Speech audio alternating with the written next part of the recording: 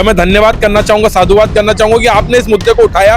कोई भी national media ने इसको टच करने की कोशिश नहीं की, बट आप लोगों ने इस मुद्दे को उठाया। आम आदमी पार्टी जब 2013 में सरकार में आई तो जो समस्याएं थी आज भी वो समस्या जस की तस है। साफ पानी के लिए बड़ी समस्या है। टैंकर माफियों का राज जो खत्म करने आए थे, टैंकर माफियों का राज बढ़ गया है। जेल का जवाब वोट से दीजिए, जनता ने फिर भी इनको हरा दिया। उस समय झूठा वादा करके गए थे और इनके लोगों ने पर्चियां भरवाई थी हजार रुपए की। मेन पॉइंट ये है कि हम लोग 600 यूनिट तक बिजली फ्री देना चाहते हैं और 60 दिनों का बिल साइकिल करना चाहते हैं। कमर्शियल मीटर पर सब्सिडी देना चाहते हैं। दूसरा डीटीसी बस हम सबके लिए फ्री करना चाहते हैं। और जो 700-800 करोड़ का अतिरिक्त प्रभार आएगा, जो पुरुषों का भी करने के लिए आएगा, उसको हम लोग एडवर्टाइजमेंट। नीरज जी हमारे बीच में एक युवा नेता आ रहे हैं, आप उनसे क्या उम्मीद लगाना चाहते हो, क्या कहना चाहते हो उनसे, क्या कहना चाहते हो? बस ये है कि हमारे बच्चों की पढ़ाई के लिए थोड़ी सी हेल्प हो। आप मेरा साथ दें।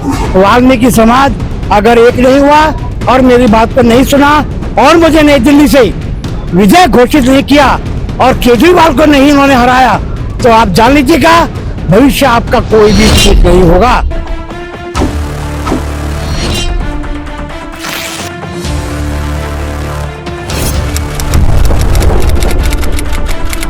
देखिए, आज हम पहुंचे हैं रिटाला विधानसभा और रिटाला विधानसभा एक नई पार्टी का निर्माण हुआ है। उस पार्टी का नाम है युवा भारत राष्ट्रीय सेवा पार्टी। और राष्ट्रीय सेवा पार्टी के जो नेशनल प्रेसिडेंट है, भाई साहब आपका नाम क्या? एडवोकेट नीरज चौरसिया।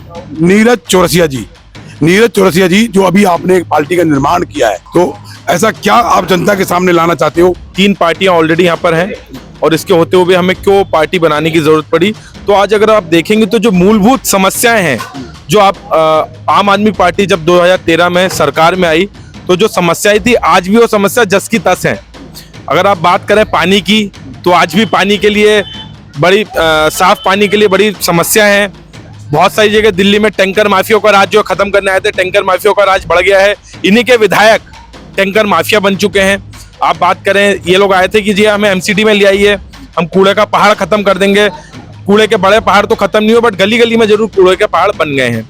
उसके बाद अगर हम बात करें भ्रष्टाचार की, तो जिनको दूध पे सब्सिडी देनी चाहिए तो उन्होंने दारू पे सब्सिडी देके 1+1 कर दिया।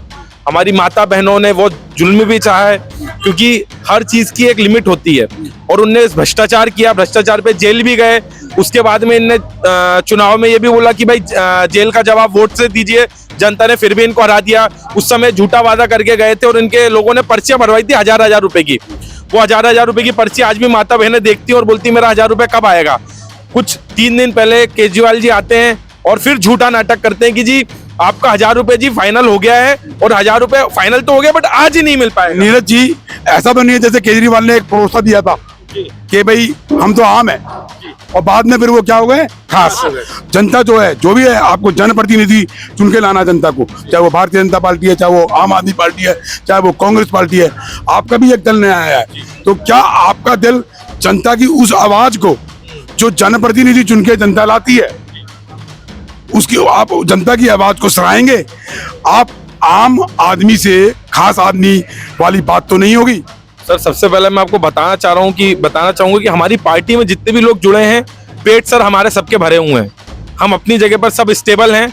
हमारे साथ ये नहीं हम लोग राजनीति में आए हैं, तो हमें पता है कि जो प्रॉपर फंड वगैरह आता है, फंड अलोकेशन जो होता है 10 करोड़ रुपए एक विधायक को मिलते हैं सर। और 10 करोड़ में जो पिछले 10 साल में 100 करोड़ रुपए हर विधानसभा में गया है, एक्स्ट्रा फंड भी गया है सर। ये 100 करोड़ में से अगर इन्हें 10-10 करोड़ भी हर विधानसभा में लगा दिए होते तो चमक जाती। और दूसरी बात जो आपने कहा था कि भाई आप भी तो नहीं बदल जाएंगे, तो सर ये पहली पार्टी है जो शपथ पत्र में लिख के दे रही है कि 5 साल मत दीजिए, मात्र 2 साल दीजिए मेरे विधायक को हर जगह। और 2 साल में अगर वो विधायक आपकी मूलभूत सुविधाएं नहीं दे पाता आपको, तो वो सबसे पहले तो सर इस्तीफा देगा और वो आजीवन चुनाव नहीं लड़ेगा। आपके मैनिफेस्टो में क्या है सर? सबसे पहले मैनिफेस्टो में हमारे पहली पार्टी है जो 2 तरीके के मैनिफेस्टो दे रही है, एक जो स्टेट लेवल का दे रही है और एक जो हर विधानसभा का दे रही है। स्टेट लेवल पे हम लोग का मैनिफेस्टो का सबसे मेन पॉइंट ये है कि हम लोग 600 यूनिट तक बिजली फ्री देना चाहते हैं और 60 दिनों का बिल साइकिल करना चाहते हैं। कमर्शियल मीटर पर सब्सिडी देना चाहते हैं। दूसरा डीटीसी बस हम सबके लिए फ्री करना चाहते हैं। और जो 700-800 करोड़ का अतिरिक्त प्रभार आएगा, जो पुरुषों का भी करने के लिए आएगा, उसको हम लोग एडवर्टाइजमेंट से कवर।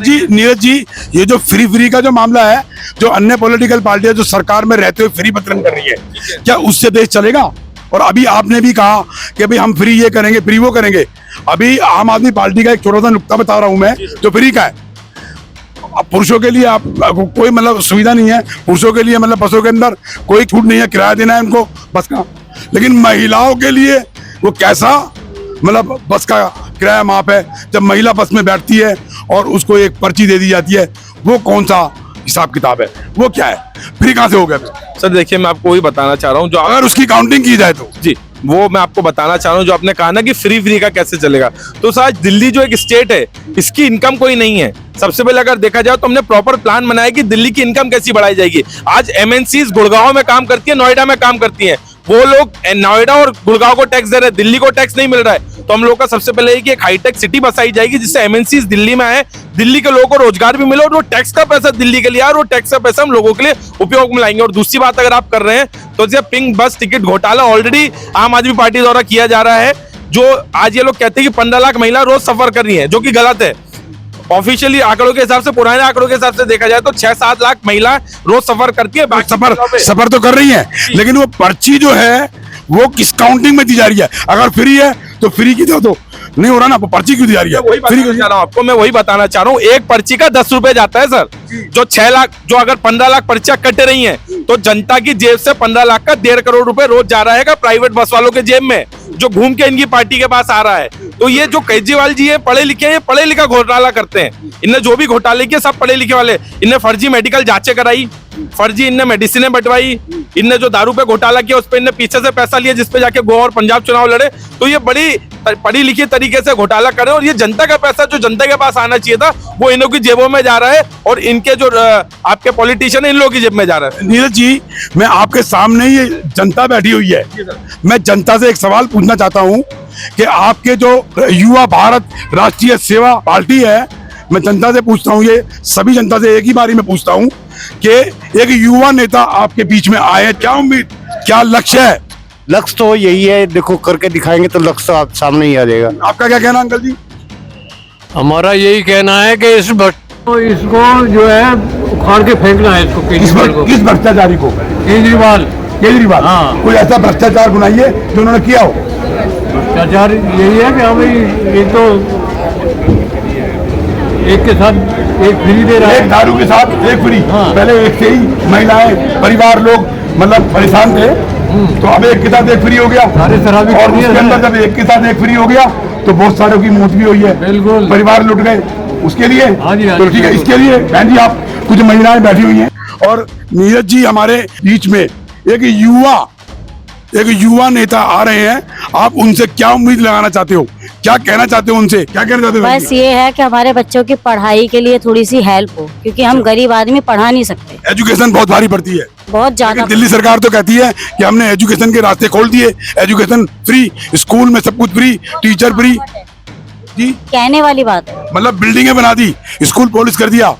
तो अभी नीरज जो अपने नेशनल प्रेसिडेंट हैं, आप उनसे किस उम्मीद को लेकर आए? हम यही चाहते हैं कि आगे हमारे बच्चों के लिए ऐसी सुविधा हो कि भाई गरीब आदमी हम कर नहीं सकते, जो हमारे बच्चे आगे जाके अपने पैरों पे खड़े हों। नीरज जी से क्या उम्मीद रखते हो? बस जी इन्हीं से यही उम्मीद करते हैं कि हमारे बच्चे पैरों पे खड़े हो जाएं। आपको लगता है? हाँ जी बिल्कुल। और कोई, मैं पूछना चाहूंगा बहन जी, आप कुछ बोलोगे? आप यहाँ तक सफर करके आए हो, अपना घर का काम छोड़ के, उम्मीद लेके आए हो नीरज जी से, और ये नया चेहरा है, युवा चेहरा है, और युवा के अंदर एक काम करने की कैपेबिलिटी भी होती है, काम को बढ़ाने की भी क्षमता होती है, और काम करने की ताकत भी होती है।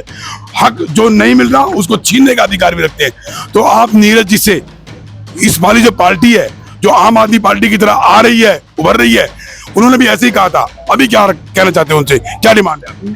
मैं ये कहना चाहती हूँ कि इनको भी एक बार मौका मिलना चाहिए, और जितने भी आज के जो देख रहे हैं, सुन रहे हैं, वो भी इनको एक बार आजमा के देखें कि ये कितना काम आगे, कितनी हमारी सुविधाएं दे सकते हैं। पिछली जो सरकारें राज करती आ रही है, जैसे आम आदमी पार्टी है, उनका कोई ऐसा काम हो जो ना हुआ हो, आपने धक्के खाए हो, जी इसकी वजह से आप यहाँ आए हो? बिल्कुल, मेरी तो मीटर नहीं लग रहा है। आपका मीटर नहीं लग नहीं लग रहा। आप क्षेत्रीय विधायक के पास गए? हाँ जी, विधायक महेंद्र गोयल के पास भी गई हूँ, और मैंने मकान का कोना भी कटवाया, फिर भी मेरी बिजली नहीं लग रही। नहीं लगी? नहीं। तो अभी आप नीरज जी से क्या उम्मीद चाहते हो? मैं चाहती हूँ कि भाई मेरी भी समस्या को सुना जाए। आप सपोर्ट करोगे उनको? हाँ जी बिल्कुल करूंगी। और कोई बहन जी बोलना चाहती है? आप कुछ कहना चाहती हो? आप कुछ कहना चाहती हो? नहीं, बोलिए, कुछ तो बोलिए। जब आप क्या उम्मीद लेके आए हो यहाँ पे? अच्छा काम करे हमारा विधायक, यही चाहते हैं हम तो। ये एक युवा नेता है, यंग ब्लड है, पहले भी केजरीवाल भी उस टाइम गले में मखलल डाल के यहाँ पर सत्ता की चाबी मांगने आए थे, उनको मिली, लेकिन काम नहीं हुआ दिल्ली में। ऐसा कोई काम है जो उम्मीद लेके आप नीरज जी के पास आए? अच्छा ही काम करे, हम तो यही चाहते हैं, आशीर्वाद है हमारा।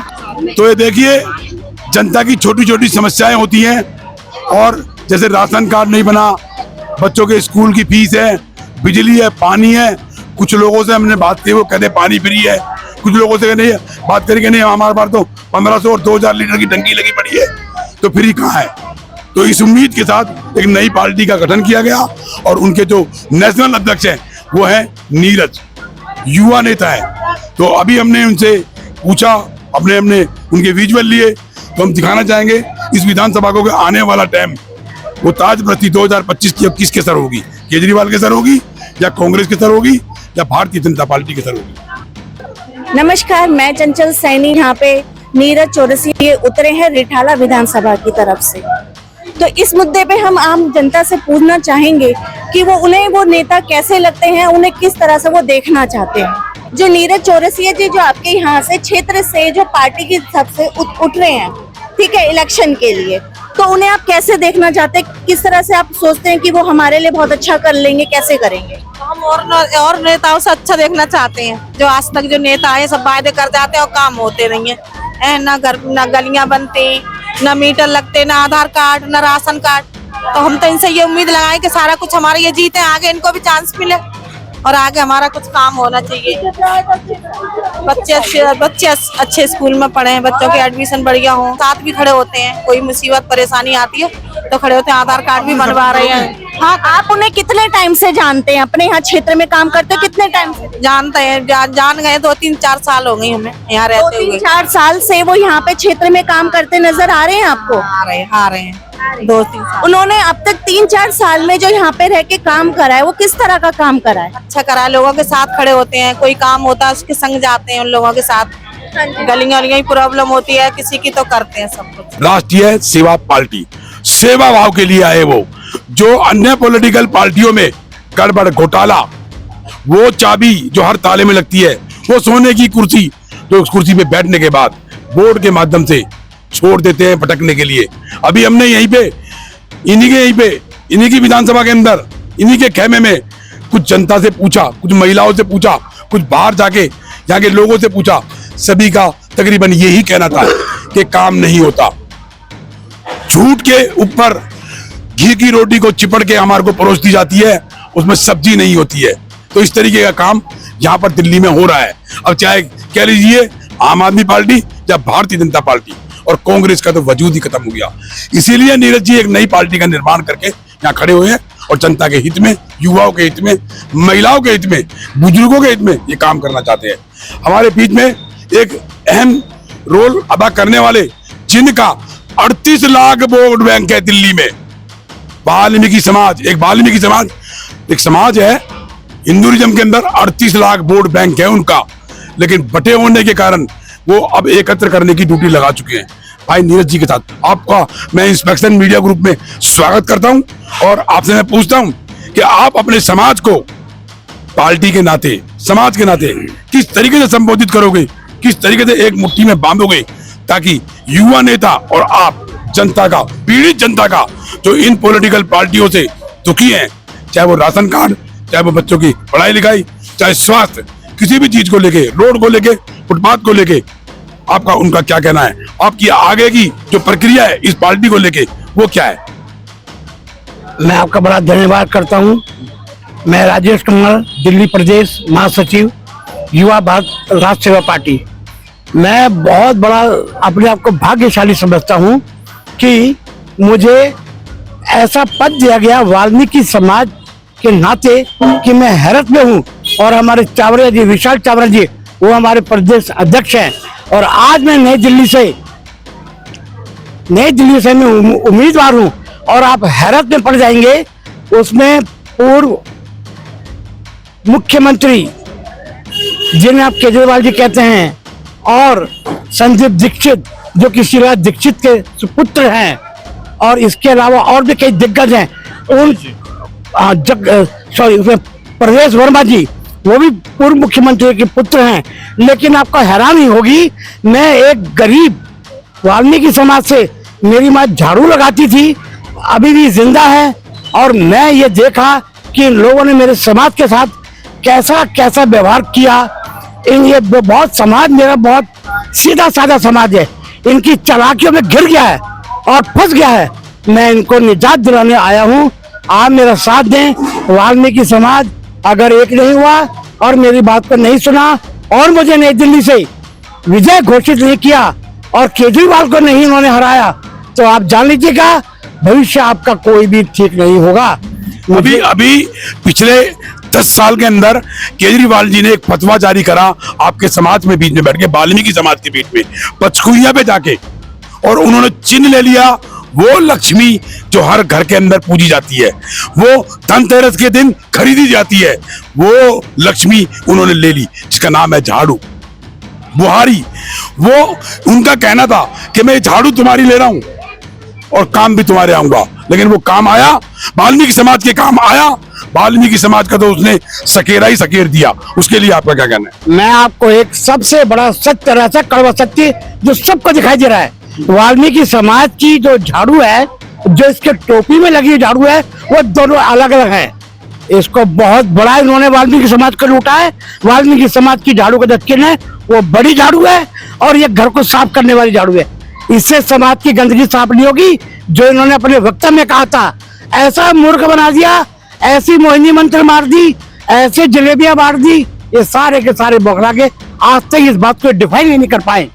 आज मैं आपको बता रहा हूं, आप एक बहुत बड़े महात्मा की बात है, जिनका जवाब नहीं आता था, जिनका जवाब नहीं आता था, उनके अब सलाम आ रहे हैं। और नीम के पेड़ पर आम के पेड़ और आम के फल आ रहे हैं। इस बात से साबित होता है ये कितना कड़वा नीम है। और आम हो आप, इसको उगने मत दो अपने पर, इसको तोड़ डालो, पटक डालो। अभी आप वाल्मीकि समाज को क्या संबोधित करना चाहते हो? इतनी बड़ी संख्या होने के बाद, इतनी बड़ी संख्या होने के बाद राखी बिरला जी को मंगोलपुरी से जो टिकट दिया जाता था, अब उनको मादीपुर से टिकट दिया गया है। तो उनको पिछले टाइम के अंदर क्या दिया? रैन बसेरे का चेयरमैन रैन बसेरा। वो कैसा चेयरमैन चेयरपर्सन था जो एक विधानसभा मेंबर को चेयरपर्सन बनाया? रैन बसेरा मंत्री पद क्यों नहीं? जबकि आपकी संख्या ने सबसे ज्यादा वोट बैंक के माध्यम से उनको सराहा, उनको ताजपरस्ती दी, और आज भी आपको गुमराह किया जा रहा है। तो उसके लिए आप अपने समाज को, वाल्मीकि समाज को क्या संबोधित करना चाहते हो? कैसे एक मंच पे, कैसे एक प्लेटफॉर्म पे लाना चाहते हो? क्योंकि एक युवा जो आपका उद्धार करने के लिए एक ऐसा छक्का मारना चाहता है, ऐसा चौका मारना चाहता है बैट बल्ले को लेके। आपको पता है टीवी चैनलों के ऊपर बहुत सारे स्पोर्ट्स के खेल दिखाए जाते हैं, लेकिन अहम जो स्पोर्ट्स है ना, वो बैट बल्ले का है। इसी में कंट्रियां, स्टेट सब लड़ाई लड़ते हैं, और उसी के ऊपर राजनीति क्या होती है। तो आपकी राजनीति क्यों पीछे हो रही है? वाल्मीकि समाज के लोगों से आप अपील में जाकर बोलिए ना, आपका समाज पीड़ा में है, आपके समाज के लिए कुछ भी नहीं है, आपके समाज के लिए राजनीतिक सत्ता नहीं, आपके समाज के लिए यूपीएससी नहीं, आपके समाज के लिए एसएससी नहीं, आपके समाज के लिए उद्योग नहीं, आपके बच्चों को एजुकेशन नहीं, आपके बच्चे हर चीज से वंचित, आपका समाज। आप एक ऐसे युवा नेता को लेके बीच में आ रहे हो जो इसके नेशनल प्रेसिडेंट है। क्या उम्मीद रखते हो अपने समाज से, और इसमें कितनी मेहनत करोगे? 70 की 70 विधानसभाओं के अंदर वाल्मीकि समाज का उद्धार कैसे होगा? मैं आपसे ये पूछना चाहता हूँ राजीव। मैं आप दिल्ली वासियों से एक ही प्रार्थना करता हूँ, 36 के 36 बिरादरी एक मंच पे आ जाइए। और आपने महाभारत तो जरूर देखा होगा, कैसे अभिमन्यु को मार डाला था। आज मैं अभिमन्यु रूपी इन सब के बीच घेराव में हूँ। आप मुझे बचा सकते हो? अपना वोट देके मेरे को बचाइए, वरना मैं तो मारा ही जाऊंगा, लेकिन बचने के चांसेस आगे किसी विधानसभा में किसी का भी। नीरज जी, एक नई बात बताना चाहता हूँ वाल्मीकि समाज की। एक नया ऐसा खतरनाक मामला एजुकेशन को लेके, एक तरफ तो केजरीवाल सरकारें कहती है, भारतीय जनता पार्टी और कांग्रेस भी कहती आई है कि वाल्मीकि समाज के बच्चे पढ़ते नहीं है। बसंत बिहार के अंदर एक 12 साल के बच्चे की हत्या कर दी गई। सिर्फ क्या था उसका कसूर? खूबसूरती। वो बच्चा इतना खूबसूरत था, पढ़ने लिखने में खूबसूरत था और स्पोर्ट्स में खूबसूरत था। जाट समाज के समुदाय ने, उनके बच्चों ने 12 साल के बच्चे की हत्या कर दी। जब वो बच्चा मरा नहीं, उसको पीटा गया, तो उसको 12th क्लास के यानी 12वीं क्लास के बच्चे को बुलाकर उससे पिटवाया गया, जिसे तत्काल उसकी मृत्यु हो गई। आप इस समाज का जो पीड़ित समाज है, जो वाल्मीकि समाज है, मैं सब समाज को, मैं किसी की जाति विशेष में नहीं बोल रहा हूँ नीरज जी, लेकिन एक दुखद है, मैं भी उस समाज से संबंध नहीं रखता हूँ, लेकिन वो दुखित समाज की बात है। समाज नहीं होता है, एक जाति विशेष होती है, एक भाईचारा होता है। विशेष क्या है कि आप इंसान हो, हम भी इंसान हैं, ये भी इंसान है, सब जातियां एक इंसानियत के नाते मतलब धरोहर रख के जीती है। तो फिर एक इंसान दूसरे इंसान की हत्या क्यों? उसके पर आपका नजरिया क्या है? और आपकी बनाई हुई पॉलिटिकल पार्टी आने वाले टाइम के अंदर, केजरीवाल अगर चाहता, आतिशी जी अगर चाहती, तो उनके राइट्स, उस स्कूल के राइट्स तुरंत सस्पेंड कर दिए जाते। और भारत सरकार, भारतीय जनता पार्टी जो IPS नियुक्त करते हैं, DCP एडिशनल कमिश्नर, उनको सस्पेंड कर दिया जाता। नहीं हुआ ऐसा तो न्याय कहां? आपने एक वाल्मीकि समाज के शेर को अखाड़े में उतारा है। हम उम्मीद रखते हैं आपसे, हम सब समाज को देखते हैं। इंस्पेक्शन मीडिया ग्रुप किसी जाति विशेष पे काम नहीं करता, सब समाज के लिए काम करता है। जो गलत है उसको गलत दिखाएंगे, जो सही है वो सही दिखाएंगे। इसके लिए आपको उनको न्याय दिलाने के लिए, इनको न्याय दिलाने के लिए क्या कहना है आपका? सरकार द्वारा झूठा प्रचार किया जाता है शिक्षा को लेके, ये सब चीजें उन्हीं की पोल खोलते हैं। जो जैसे ये लोग बच्चों को सरकारी स्कूल में ये कहते हैं हमने शिक्षा बहुत अच्छी कर दी, 9वीं और 11वीं में लाखों बच्चों को फेल किया जाता है और उनको धकेला जाता है प्राइवेट पढ़ाई की तरफ कि आप ना ओपन बोर्ड से पढ़ाई करो, जिससे इनके 10वीं 12वीं के रिजल्ट अच्छे आ जाए। और वो बेचारा बच्चा जो रेगुलर पढ़ाई में था उसको आपने प्राइवेट की तरफ कर दिया, फिर वो लौट के रेगुलर स्टडीज में नहीं आ पाता। अब मैं बात करता हूँ मैं प्राइवेट स्कूल होगी। तो जब केजरीवाल जी आए थे, बड़ी बड़ी बातें कहते थे कि मैं हंटर लेके चलूंगा, प्राइवेट स्कूल में बच्चों के साथ गलत नहीं होने दूंगा, पेरेंट्स के साथ गलत नहीं होने दूंगा। अब सब स्कूलों से मोटी रकम देके ये लोग बैठ गए हैं। और जो आप बात कर रहे हैं वसंत विहार की, तो वहां पर भी इनके विधायकों द्वारा और इनके मंत्रियों द्वारा मोटा पैसा खा लिया गया है, इसलिए मुंह में दही जमा के बैठ गए हैं। और जहां बात है वंचितों की, शोषितों की, तो अभी ये शोषित और वंचित की पार्टी नहीं रह गई है, ये पार्टी सिर्फ रह गई है पैसों वालों की। पैसा दो, अंदर आ जाओ। पुराने जो लोग इनके साथ में थे वो भी आज सब इन लोगों से छटक चुके हैं। युवा भारत राष्ट्रीय सेवा पार्टी जो युवाओं की पार्टी है, इसका जो नाम ही हम लोगों ने रखा था कि युवा भारत साथ में आए और राष्ट्र सेवा करे, इसलिए युवा भारत राष्ट्रीय पार्टी कही गई, क्योंकि हमारा देश युवाओं का देश है। 67% हमारी जनसंख्या युवा है। तो हम लोगों का जो आपने जैसे ये जो केस हुआ है, उसके लिए हमारी युवा भारत टीम ऑलरेडी लगी हुई है आपके साथ, क्योंकि आप का मैं धन्यवाद करना चाहूंगा, साधुवाद करना चाहूंगा कि आपने इस मुद्दे को उठाया। कोई भी नेशनल मीडिया ने इसको टच करने की कोशिश नहीं की, बट आप लोगों ने इस मुद्दे को उठाया। आपके साथ हमारी टीम मिलके बच्चे को, परिवार को न्याय दिलाने में बिल्कुल मदद करेगी। देखिए, नीरज जी ने हमारे को एक आश्वासन दिया और कह रहे हैं कि उस बच्चे को, उसके परिवार को हम न्याय के मार्ग की तरफ लेके जरूर जाएंगे, उसे न्याय जरूर दिलाएंगे। इंस्पेक्शन मीडिया ग्रुप से ब्रिजभूषण की रिपोर्ट, बुध बिहार से।